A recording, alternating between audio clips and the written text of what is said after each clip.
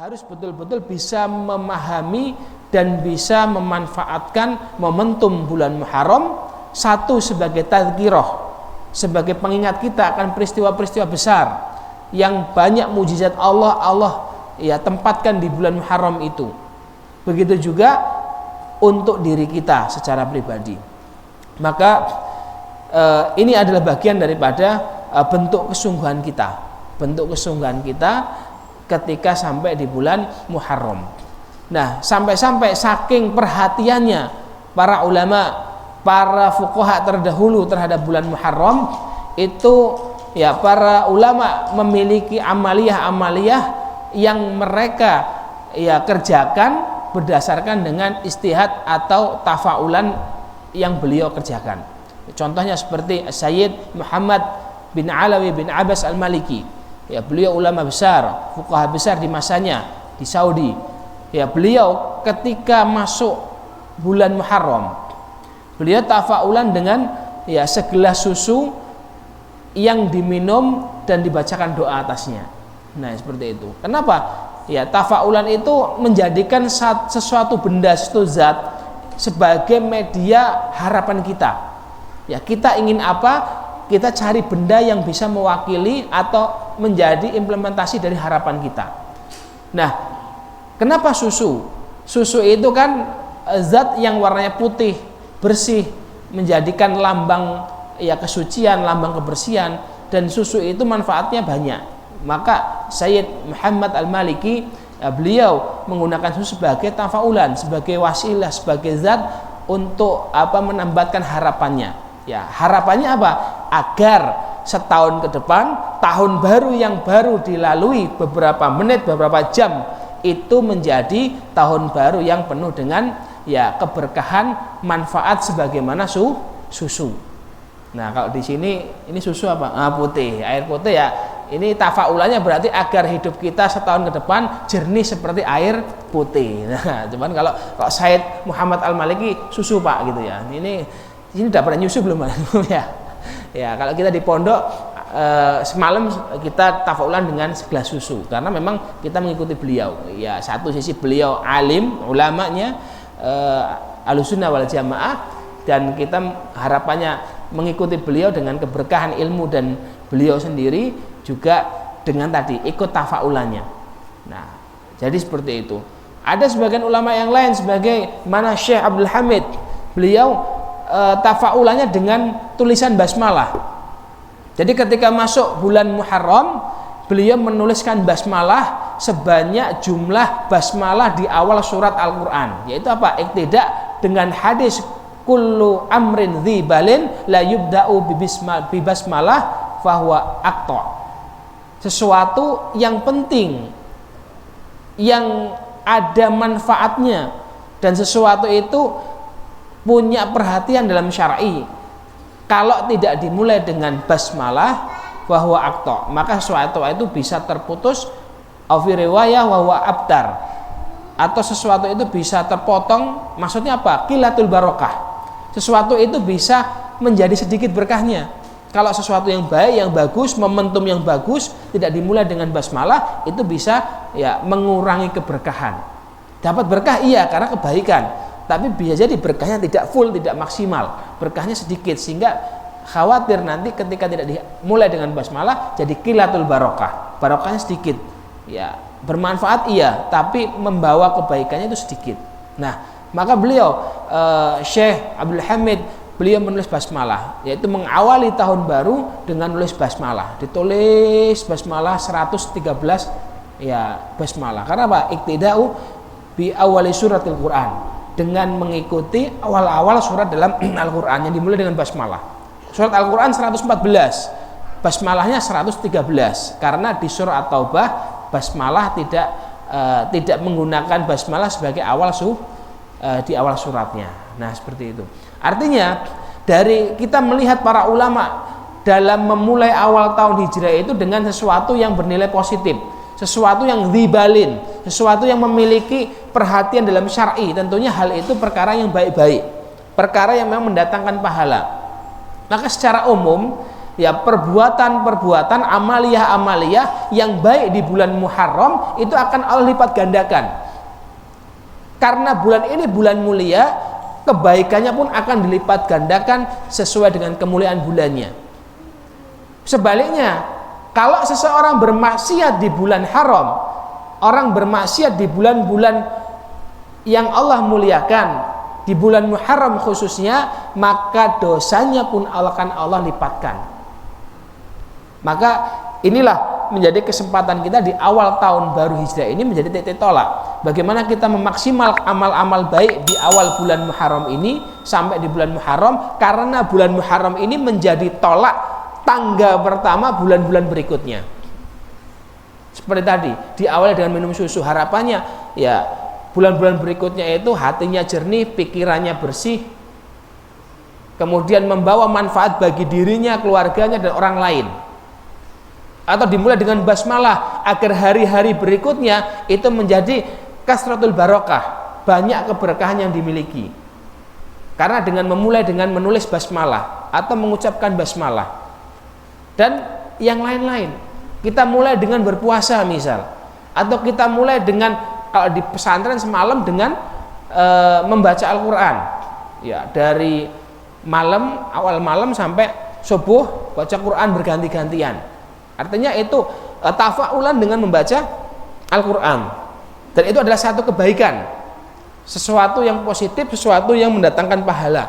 Harapannya dengan tahun-tahun yang akan datang, bulan-bulan yang akan datang, itu kita terbiasa dan terhiasi, serta intensitas interaksi kita dengan Al-Quran juga lebih baik.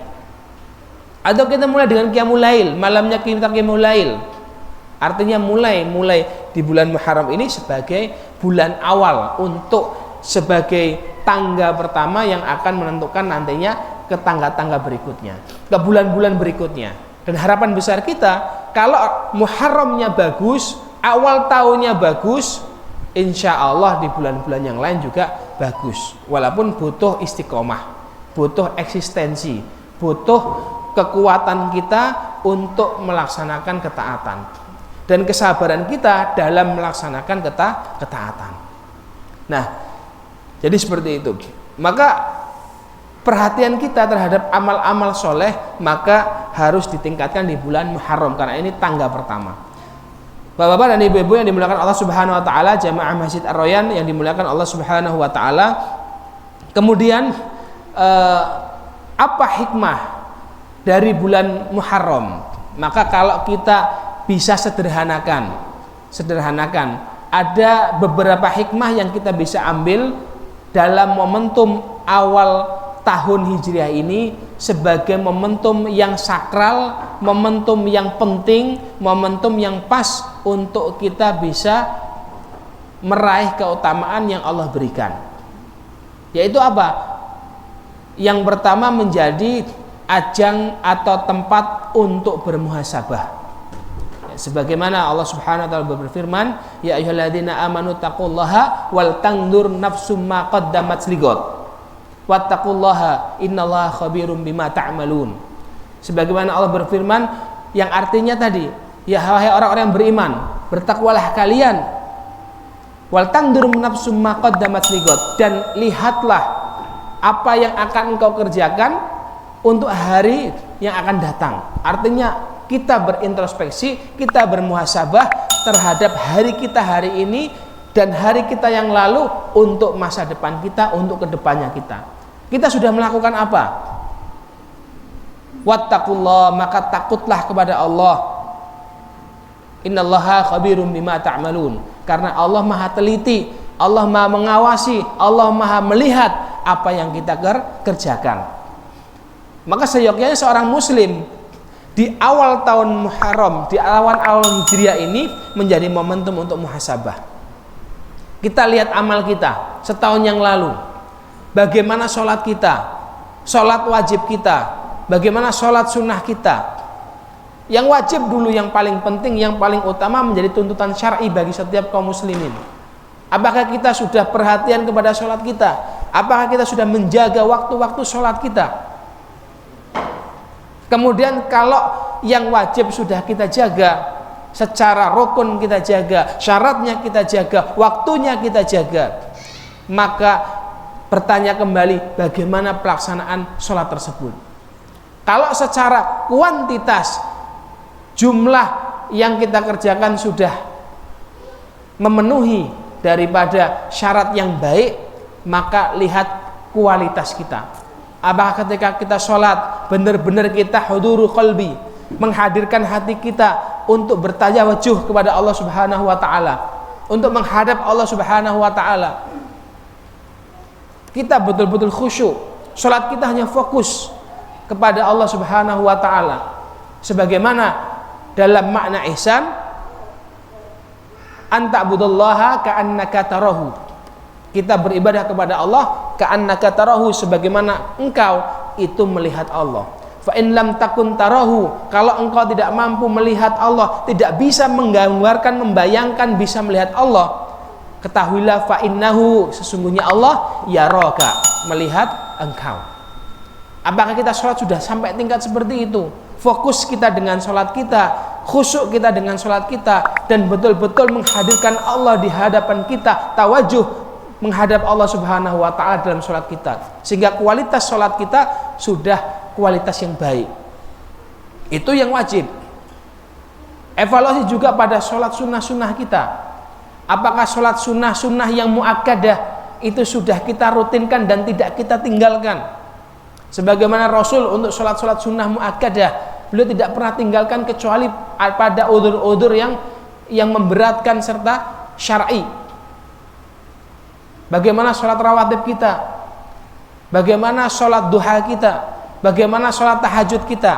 Ini bagian dari muhasabah yang paling inti, karena sholat adalah ibadah yang melekat dengan kita di setiap hari kita.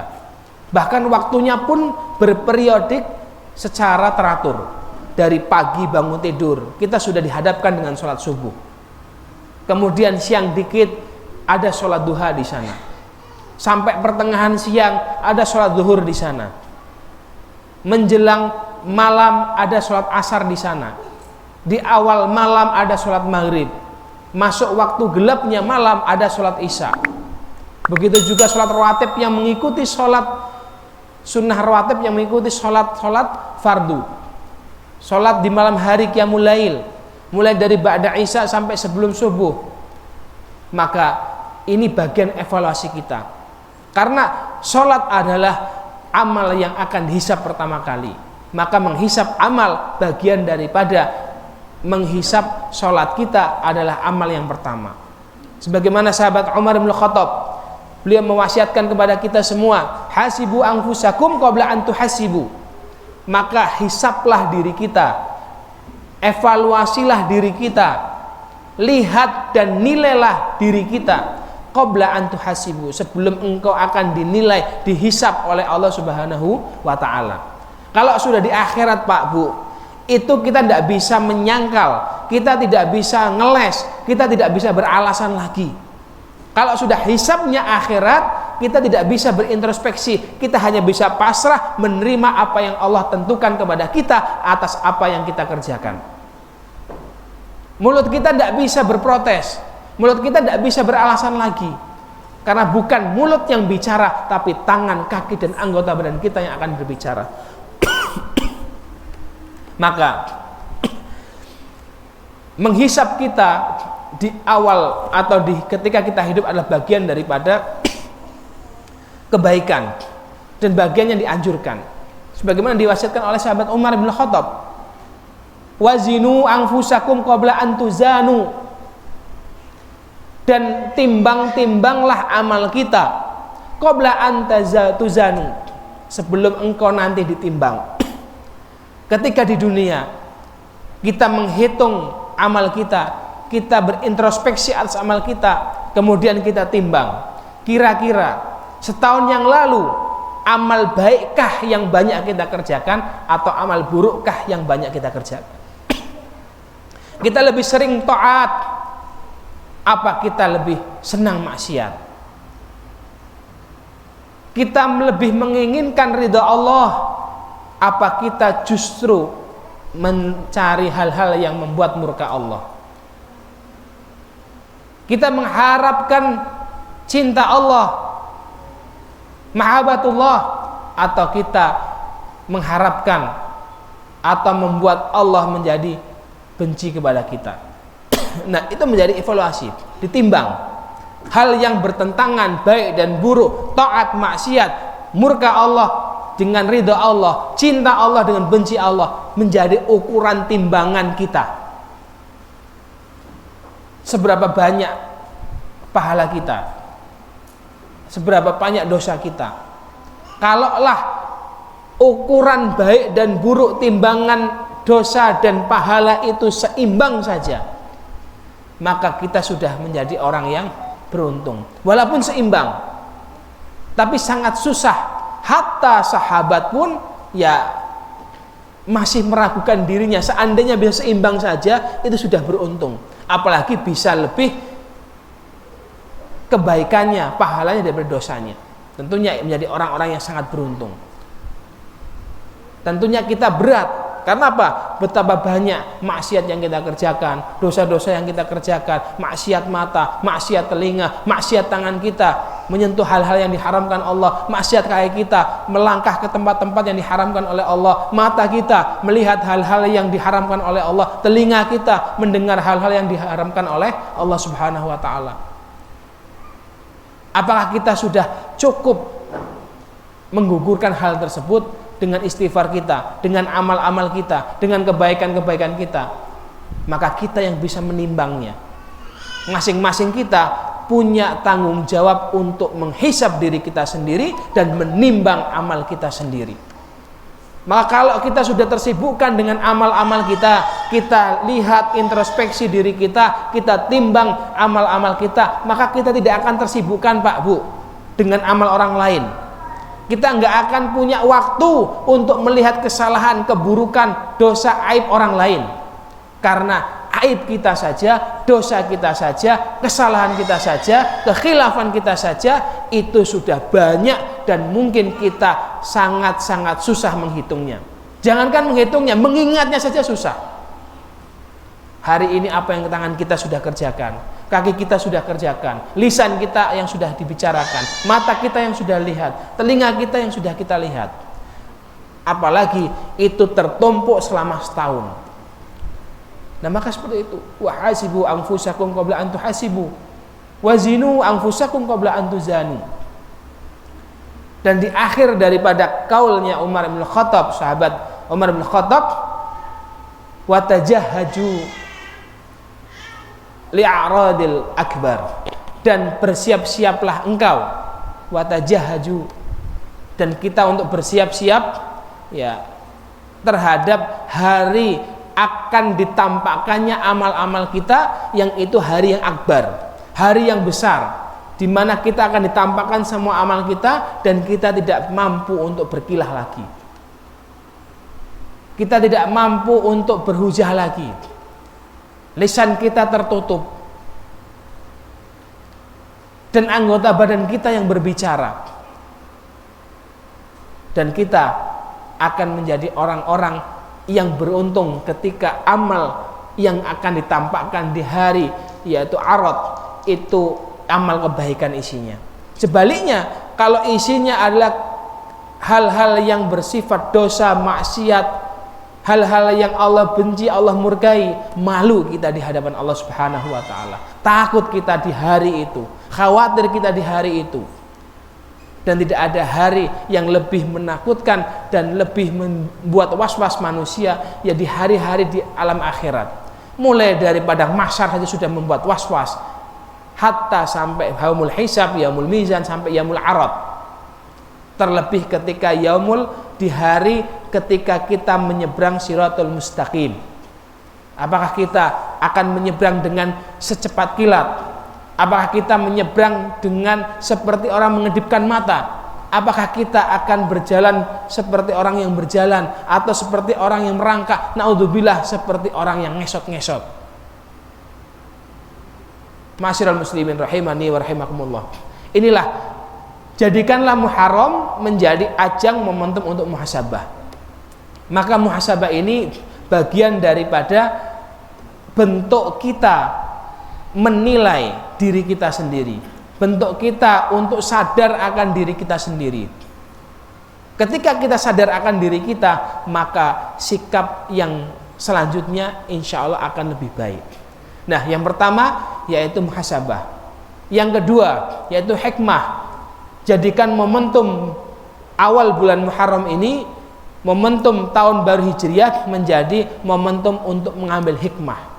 Setelah kita muhasabah setahun yang lalu, dari Muharram yang tahun lalu 1444 Hijriah sampai ke awal Muharram sekarang 1445 Hijriah, kita sudah muhasabah, kita sudah melihat amal-amal kita. Kalau banyak maksiatnya, banyak dosanya, kita banyak-banyak beristighfar, menangis kita di hadapan Allah, taubat kita kepada Allah.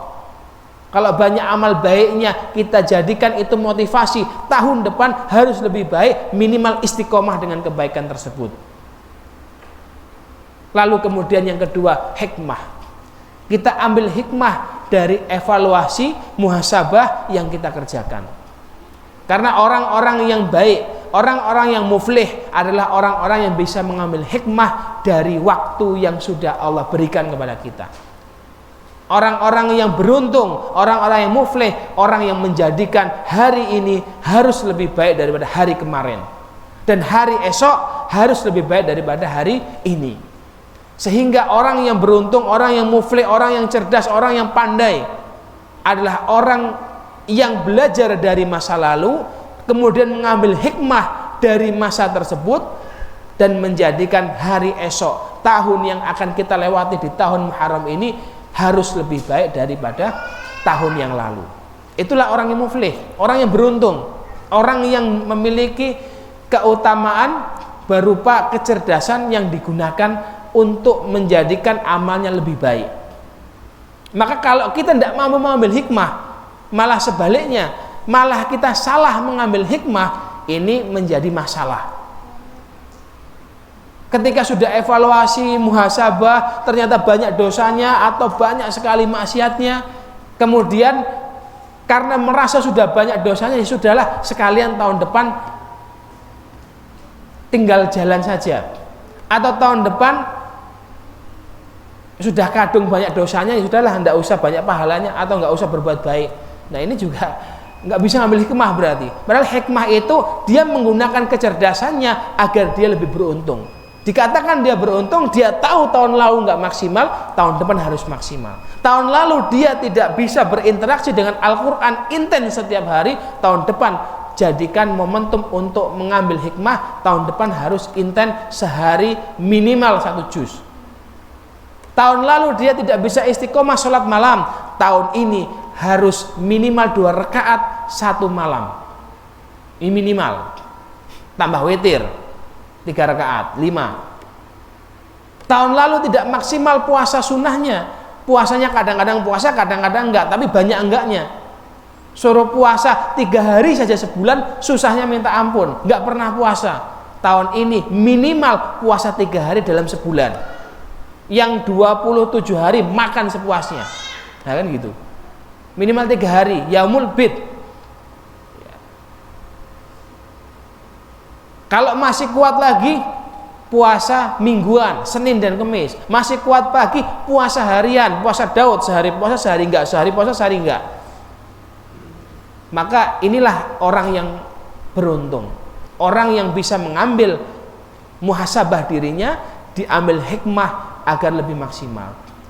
Kemudian yang ketiga, momentum Muharram ini dijadikan sarana untuk ridha Allah, mencari ridha Allah.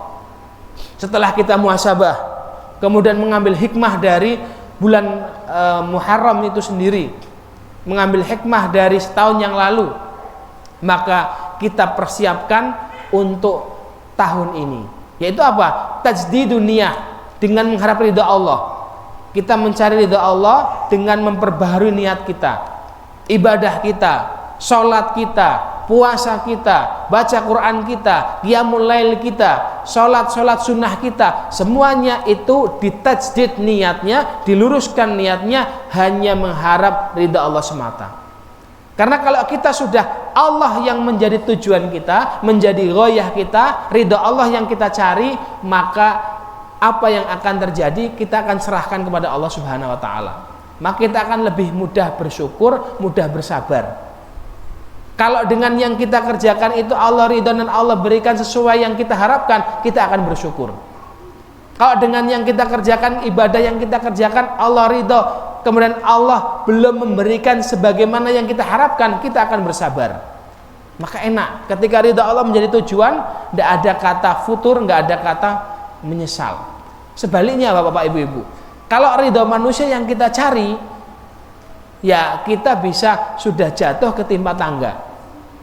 Ridho manusia yang kita cari, manusianya belum tentu ridho kepada kita, manusianya belum tentu memuji kita, Allah juga tidak ridho atas hal tersebut. Kenapa? Hanya li ajli dunya, li ajli nas, hanya untuk mencari perhatian dunia, mencari perhatian manusia. Maka di awal tahun Hijriah ini, di bulan Muharram ini, mari kita bersama-sama untuk meluruskan niat kita, tajdidun niyah, memperbaharui niat kita.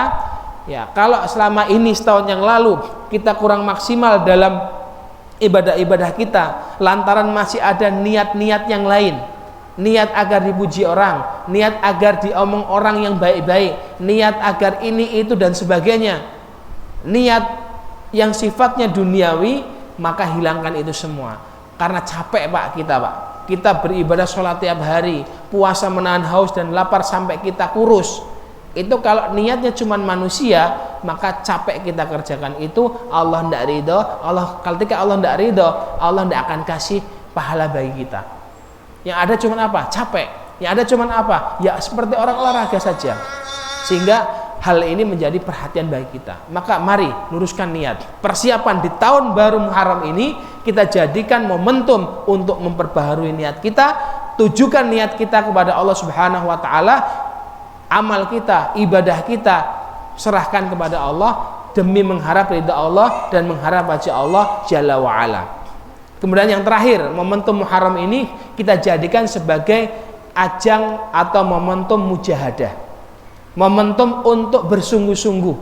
Momentum untuk kita mentajdid setelah niat kita perbaharui, kemudian semangat kita, motivasi kita untuk mengerjakan amal kita tajdid juga, kita perbaharui. Karena semangat itu pak kadang naik, kadang turun. Sebagaimana iman itu yazidu wa yanqus. Kadang naik banyak imannya, bertambah imannya, wa yanqus, kadang turun imannya. Naik dengan ketaatan, turun dengan kemaksiatan. Karena manusia itu hatinya berbolak-balik. Kadang nurut sama syaitan, maksiat mau mengerjakannya, yang itu mengurangi iman dia.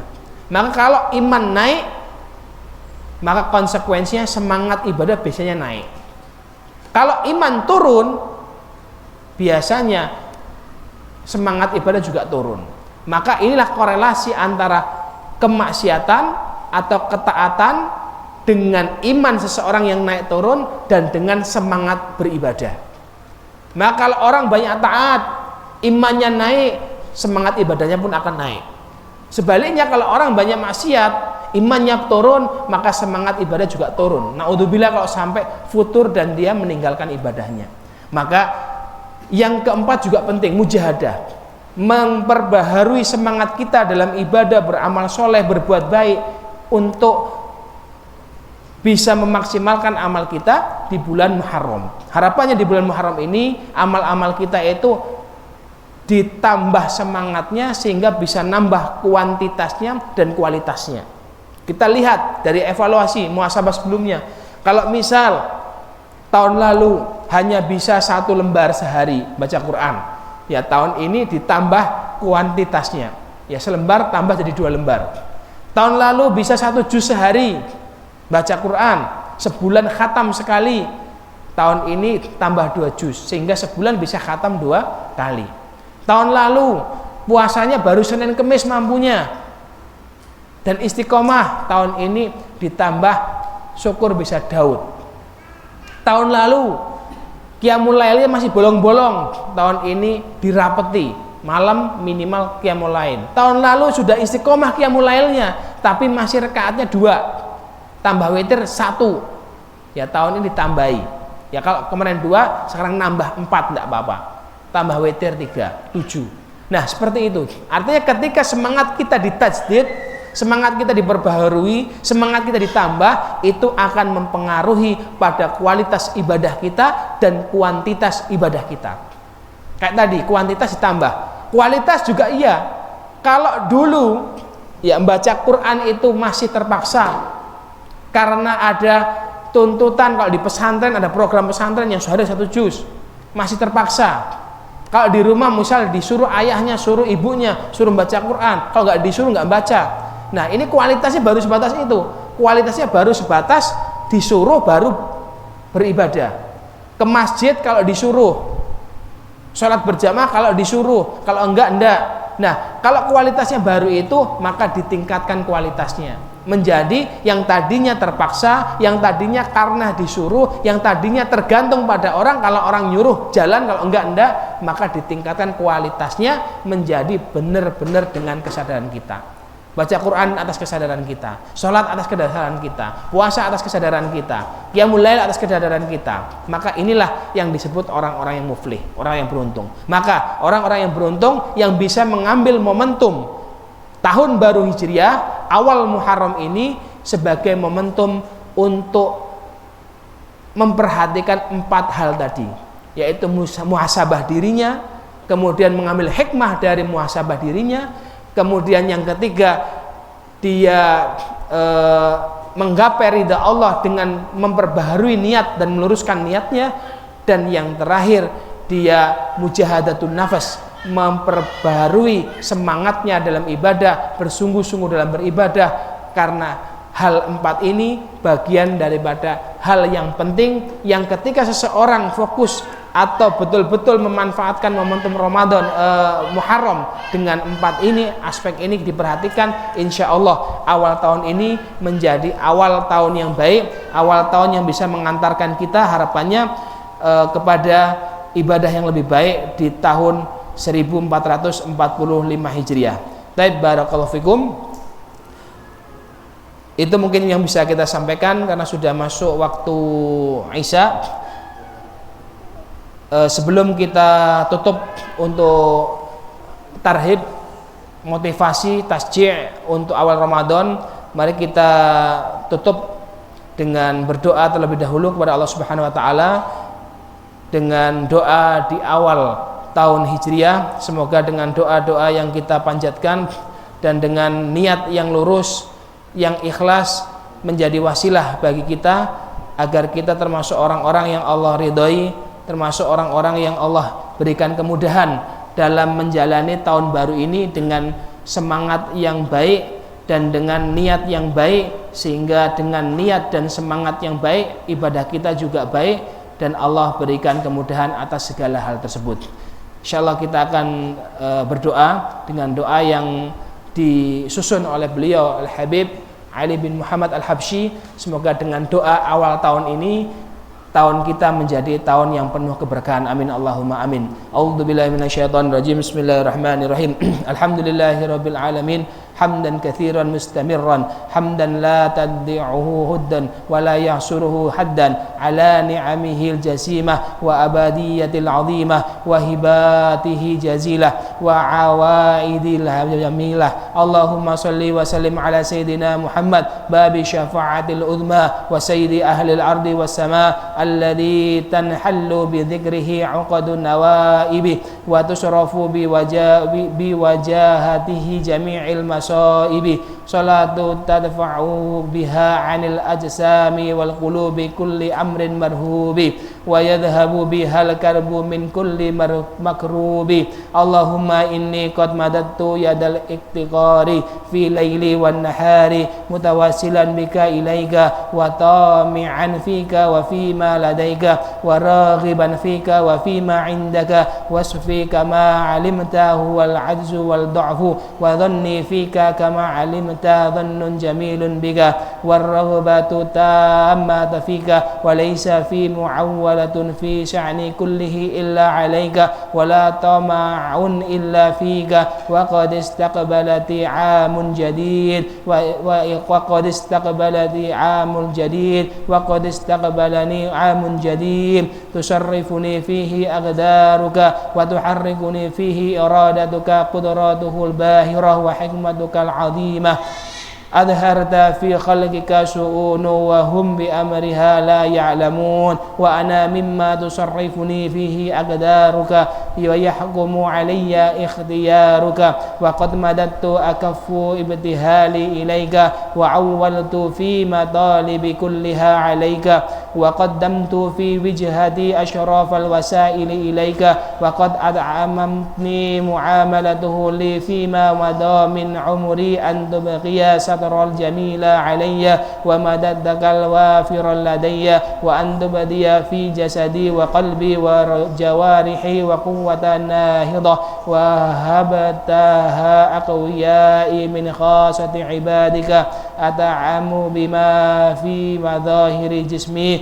ومظاهر روحي وتهب لي بها الانشراحا في صدري وقوة في يقيني وثباتا في ديني وصلاحا في سرارة وعلانيتي وجدد لي في كل طرفة عيني سرورا بطاعتك وانشراحا بما فيه رضاك عني وأذهب عني كل هم وغم وضيق صدر وحزن واجعل علي واقعة من حفظك ورعايتك تقيني جميع الأسواء وجميع الهموم وجميع الأقدار واجعل عين عنايتك ملاحظة في كل نفسي ونظر رعايتك مصاحبة لي في كل حين واجعل علي واقية منك في جميع الأدوار في ليلتي ونهاري وعشيتي وإبكاري تحل بيني وبين كل قدر وهم وخطب الألم اللهم ارحم تضرعي وابتهالي وقبل توجهي في كل أهوالي يا غياث المستغيثين أغثني يا درج الهالكين أدركني اللهم اجعل هذا عام الجديد مفتتحا بالفرج العاجل واللطف الشامل في المسلمين أجمعين وابسط فيه يا ربي بساط رحمتك الخاصة على عبادك الأجمعين رحمة يذهب بها القبض والقبض والهم وأبقي يا ربي أعوامنا المستقبلة في مسرات وأفراح وسرور وانشراح تلتقط في تلك الأوقات صفى عيشها ونعيم أنسها اللهم عجل بالفرج وافتح كل باب مفتج ما يا من باب عطائه لم تلأ مفتوحا وغامر فضله لما يزال ممنوحا ليس في شعي يوجب الإدلال عليك ولا عمل صالح أقدمه بين يديك وها أنا بوصف الافتقار أظهرت خفيا أمري رغبة في جناب حنانك واللطفك فتعطف علي يا عطوف وتحنن علي يا حنان واجعل العام القابل من أبرح الأعوام علي وأشرفها واجعلني فيه من أسعد الناس بك وأوجه الخلق لديك واغفر يا ربي جنايتي وتقبل حسناتي وتجاوز عن سيئاتي وبارك في أوقاتي ساعاتي وحركاتي وسكناتي صل وسلم يا ربي على أشرف خلقك وأكرم عبادك سيدنا محمد صلى الله عليه وآله وسلم وهب لنا به كمال الإيمان بك وكمال العفو والعافية وكمال التوفيق لما تحب وترضى اللهم بوجاهة هذا الوجه المليح وسر هذا العبد المقرب عجل بكمال الفرج وزوال الضيق والحرج ويسر ما تعسر وحل من عقد وأصلح المرض مني والعلنا وأذهب عني الهم والحزن يا حي يا قيوم يا حي يا قيوم يا حي يا قيوم أذهب عني الهموم أذهب عني الهموم والغموم وبلغني في رضاك ما أروم وفوق ما أروم وصلى الله على سيدنا محمد وآله وصحبه أجمعين بفضلك ربي سبحان ربك رب عزة وما يصفون وسلام على المرسلين والحمد لله رب العالمين. Alhamdulillah, semoga dengan doa yang kita baca dari Habib Ali bin Muhammad Al-Habsyi di awal tahun ini, semoga keberkahan dari amin yang kita aminkan Allah ijabahi, Allah kabulkan dari apa yang kita doakan tadi. Amin Allahumma amin. Semoga tahun ini menjadi tahun yang penuh barokah, tahun yang penuh dengan kemudahan, dan tahun yang menjadikan kita orang-orang yang muflih, orang yang beruntung, sehingga tahun ini, si tahun 1445 Hijriah, lebih baik daripada tahun yang lalu yang sudah kita lewati. Amin Allahumma amin. Aqulu qouli hadza wa astaghfirullaha wa lakum. Wassalamualaikum warahmatullahi wabarakatuh.